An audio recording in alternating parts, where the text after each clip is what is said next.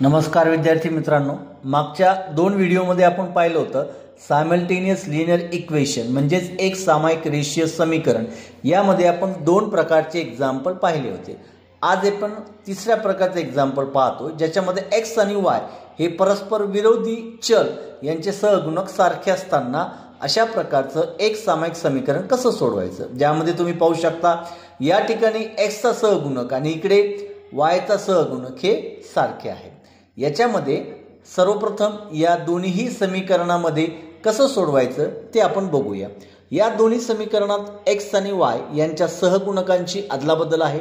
अशा प्रकारची एक सामायिक समीकरणे सोडवताना त्या दोन्ही समीकरणांची बेरीज आणि वजाबाकी घेतली असता दोन नवीन समीकरणे मिळतात सोपी।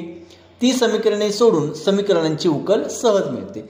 जसं सर्वप्रथम समीकरण 1 व 2 ची बेरीज करून 15x अधिक 17y बरोबर 21 समीकरण 1, 17x अधिक 15y बरोबर 11 समीकरण 2। यामध्ये समीकरण 1 व 2 ची बेरीज करून 32x अधिक 32y बरोबर 32। या समीकरणास 32 ने भागून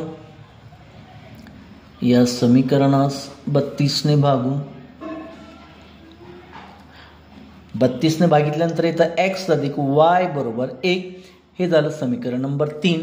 जसं आता आपण समीकरण 1 व 2 ची बेरीज केली तसंच समीकरण 1 मधून 2 वजा करायचे। समीकरण 1 15x अधिक 17y बरोबर 21 हे समीकरण 1, 17x अधिक 15y बरोबर 11 हे झालं समीकरण नंबर 2। आता यामध्ये काय म्हटलेलं आपल्याला 1 मधून 2 वजा करायचं।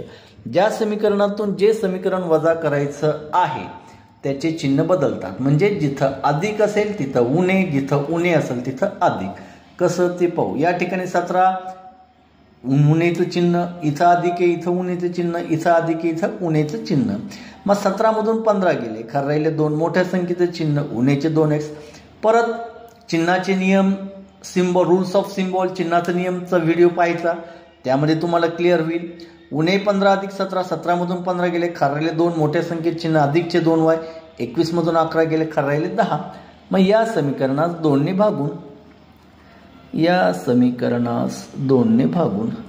2 ने कशामुळे भागायचं की आपलं समीकरण सोपं व्हावं म्हणून। मग 2 ने भागितल्यानंतर येतं -x अधिक y बरोबर 5।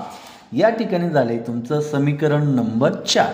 आता समीकरण 3 व 4 ची बेरीज करून x अधिक y बरोबर